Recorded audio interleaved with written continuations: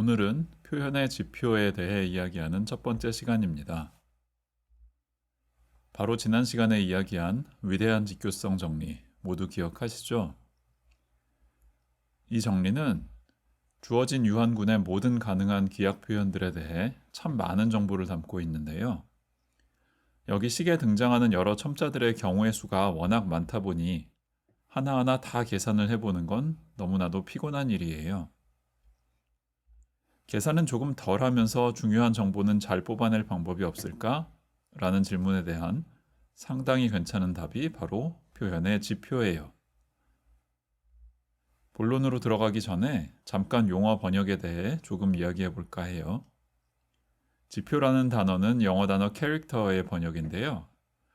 한국어 번역은 아마도 일본어 번역을 따라간 것 같아요.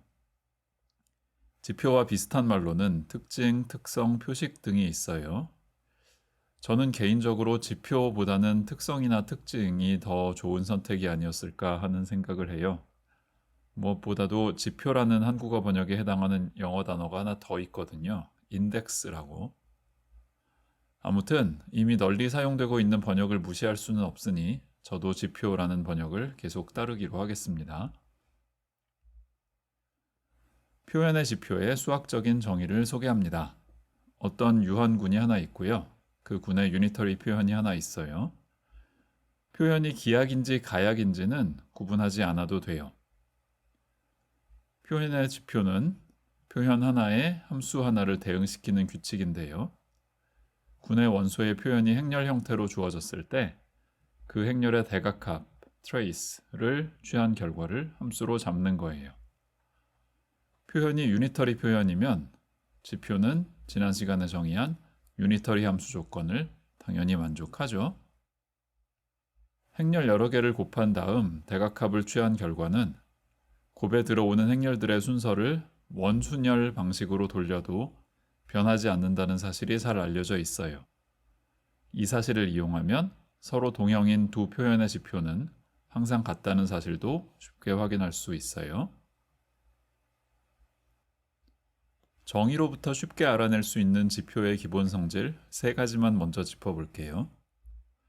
먼저 군의 항등원에 대해 지표값을 구하면 항등 행렬의 대각합이니까 곧 행렬의 크기, 즉 표현의 차원이 나와요. 다음으로 어떤 표현이 두 개의 부분 표현의 직합으로 이루어져 있다면 전체 표현의 지표는 부분 표현의 지표의 합이 되겠죠. 증명은 여기 오른쪽 위 그림을 보면 금방 떠오를 거예요.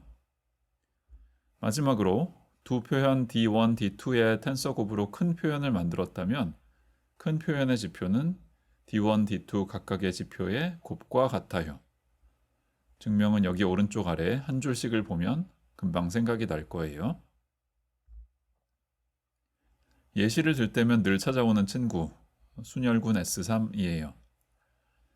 물체 3개의 자리바꿈에 해당하는 3차원 표현을 그림으로 나타낸 적이 있었죠. 이 그림으로부터 각 원소에 해당하는 지표값을 읽어낼 수 있어요. 답은 항등원일 때 3, 원소 AC에 대해서 0, 원소 BDF에 대해서 1이네요. 예시를 하나만 더 들어보죠. 오래전에 한번 소개했다가 잊고 지냈던 사원수 군, 쿼터니온 그룹이에요. 사원수 군의 대표적인 표현으로 파울리 행렬을 활용한 2차원 표현이 있는데요. 파울리 행렬은 모두 대각합이 0이기 때문에 사원수 군의 원소 중 지표 값이 0이 아닌 원소는 항등원 2와 항등원의 짝이라고 볼 수 있는 2바라는 원소 둘 뿐이에요.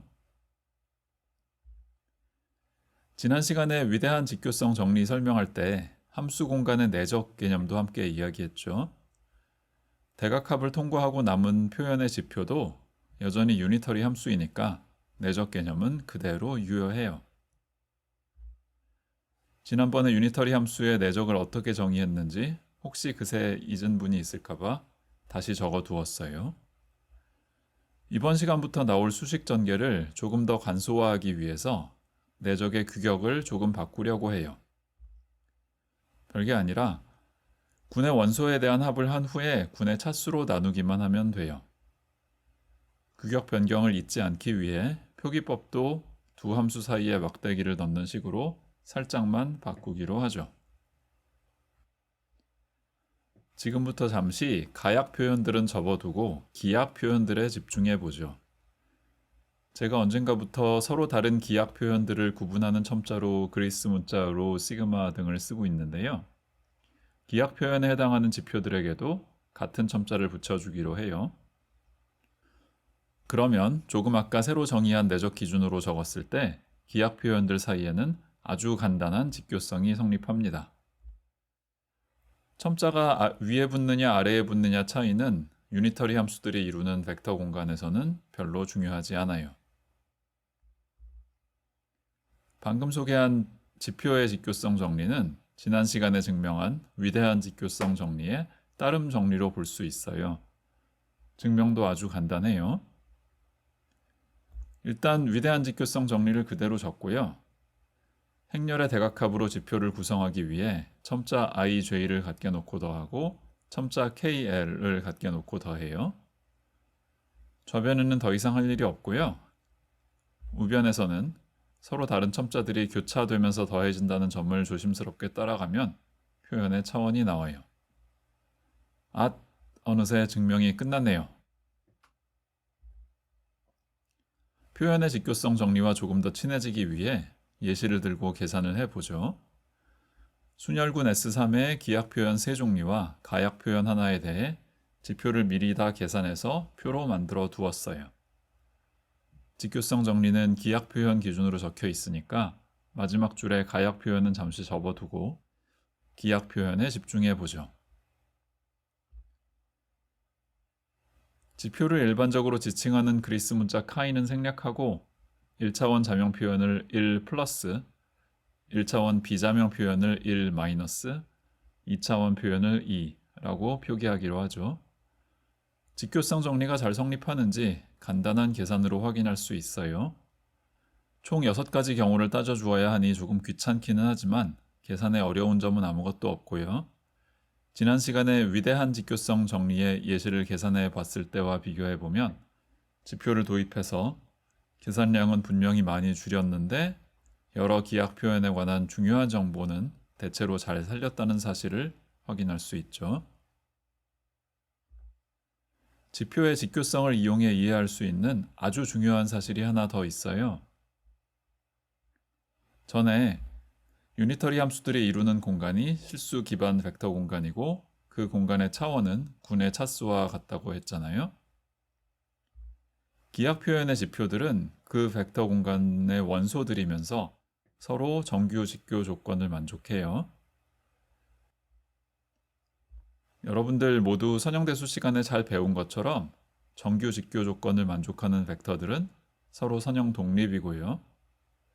선형 독립인 벡터의 수는 전체 벡터 공간의 차원보다 클 수 없어요. 방금 나열한 사실을 모두 종합하면 유한군의 서로 다른 기약 표현의 수는 군의 차수보다 같거나 작다라는 결론에 도달을 해요. 이미 가환군의 대표격인 순환군 CN에 대해서는 이 부등식이 등식이 되면서 성립한다는 사실을 우리가 전에 눈으로 확인한 적이 있고요. 일반적으로 비가환군에 대해서는 기약 표현의 수가 군의 차수보다 작다는 사실을 앞으로 천천히 확인하게 될 거예요. 지표의 직교성만 봐도 지표라는 함수가 참 간단하면서도 쓸모가 있을 것 같다는 느낌이 오는데요. 이제부터 본격적으로 지표를 활용해서 유용한 정보들을 뽑아내는 사례들을 공부해 봅시다. 이번 페이지가 조금 낯이 익다면 단지 느낌 탓이 아니라 여러분들이 제대로 본 거예요. 지난 강의 중에 제가 예고편으로 보여드린 페이지를 고스란히 복사해 왔거든요. 여기 나열한 항목들 중에 A와 B는 이번 강의에서, C는 다음 강의에서 다룰 거예요. 첫 번째 응용은 표현의 약분이에요. 가약 표현이 하나 있어요. 원론적으로 가약 표현은 항상 기약 표현의 직합으로 약분할 수 있죠. 다만 약분이 정확히 어떻게 될지 처음부터 자명하지는 않을 수도 있어요. 서로 다른 지표를 금방 눈으로 구분하기 위해서 가약 표현의 지표는 파이라고 부르고 기약 표현의 지표는 카이 위첨자 로라고 부르기로 해요. 그러면 파이는 0 또는 양의 정수를 개수로 하는 카이들의 선형 결합이 되겠죠. 이제 지표의 내적의 직교성을 이용할 때가 되었어요. 카이로와 파이의 내적을 구하면 지표의 직교성 정리로부터 약분에 들어오는 개수 n로를 바로 얻을 수 있어요. 우리가 지표 개념을 처음 도입하자마자 확인했던 사실 중에 동형인 두 표현의 지표가 같다는 것이 있었는데요. 방금 살펴본 직합의 개수 결정하는 법에 따르면 그 역에 해당하는 명제도 성립한다는 사실을 알 수 있어요. 다시 말해, 표현의 지표를 아는 것은 표현 자체를 아는 것과 별로 다르지 않다는 말이에요. 다시 순열군 S3 예시로 돌아와서 3차원 가약 표현이 어떤 기약 표현들의 직합으로 약분되는지를 지표 계산을 통해 결정해 봐요. 결론을 먼저 적으면 3차원 가약 표현은 2차원 기약 표현과 1차원 자명 표현의 직합으로 약분이 되어요. 증명은 어떻게 하느냐? 아무 생각 없이 다짜고짜 지표의 내적을 계산하면 돼요. 제가 여기 아주 명시적으로 계산 결과를 적어 두었는데요. 제가 혹시 실수하지 않았는지 여러분들도 각자 한번 확인해 보세요. 표현의 크기를 키우는 잘 알려진 방법으로 텐서 곱이 있죠. 전에 설명한 대로 텐서 곱의 결과는 대체로 가약 표현이 되고 역시 약분을 다시 거쳐야 해요. 텐서 곱을 다시 약분할 때도 표현의 지표가 도움이 되겠죠? 하나의 표현을 두 벌 가져다가 만든 텐서 곱은 항상 대칭 곱과 반대칭 곱으로 약분할 수 있다는 사실 여러분들 모두 기억할 거예요. 그렇다면 원래 표현의 지표의 제곱을 대칭 곱의 지표와 반대칭 곱의 지표의 합으로 나타낼 수 있을 거예요. 대칭 곱과 반대칭 곱이 지표를 정확히 어떻게 나누어 가지느냐 라는 질문에 대한 답도 알려져 있어요. 약간 흥미로운 점은 여기 아래 적혀 있는 답에 원소 A 제곱에 대해 계산한 지표 값이 등장한다는 사실이에요. 방금 보여드린 대칭 곱과 반대칭 곱의 지표에 관한 공식을 증명해 볼게요. 선형대수 교과서에 잘 설명되어 있는 것처럼 유니터리 행렬의 고유값 고유 벡터 문제는 항상 잘 풀려요. 군의 원소 A와 표현 D에 대해 유니터리 행렬 DA의 고유 벡터를 기저로 활용하기로 하면 모든 계산이 간단해져요. 이 기저에서는 원소 A에 대한 지표값은 곧 고유값들의 합이고 원소 A 제곱에 대한 지표값은 고유값들의 제곱들의 합이 되죠. 표현 D의 기저가 결정되면 대칭곱과 반대칭곱의 기저도 저절로 결정이 되어요. 대칭곱과 반대칭곱을 비교해보면 고유값은 대체로 같고 고유 벡터를 만들 때 들어오는 개수의 부호는 플러스 또는 마이너스로 구분이 되죠. 또 하나 중요한 차이는 첨자 i와 j가 같은 경우가 대칭 곱에는 포함이 되고 반대칭 곱에는 제외된다는 거예요. 이 사실들을 종합해서 대칭 곱과 반대칭 곱의 지표를 계산할 수 있고요. 그 계산 결과를 다시 표현 D의 지표 기준으로 정리하면 조금 전에 소개한 공식의 증명을 마무리할 수 있어요.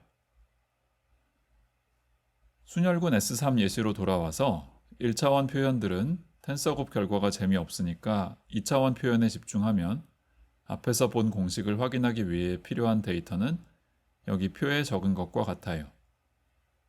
숫자를 열심히 대입해 보면 예상대로 공식이 잘 성립한다는 사실을 확인할 수 있어요.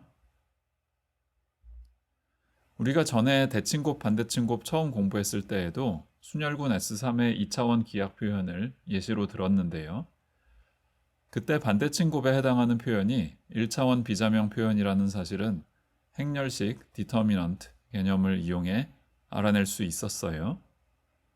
대칭곱에 해당하는 3차원 표현의 약분은 그때 해결하지 않고 미루어 두었죠. 이제 우리에게는 표현의 지표라는 강력한 도구가 있으니까 더 이상 미룰 이유가 없죠.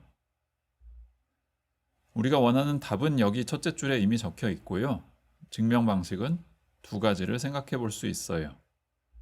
첫째는 이미 이야기한 대로 먼저 대칭곱과 반대칭곱을 나누고 다시 대칭곱을 약분하는 거예요. 둘째는 지표의 내적을 처음부터 최대한으로 활용하는 거예요. 텐서곱을 통해 만들어진 가약 표현도 어차피 기약 표현의 직합으로 약분이 될 테니까 일반적으로 직합의 개수를 찾는 방식을 따르기만 하면 된다는 것이죠. 구체적인 계산은 여러분들을 위해 연습 문제로 남겨둘게요. 다음 시간에 또 봅시다.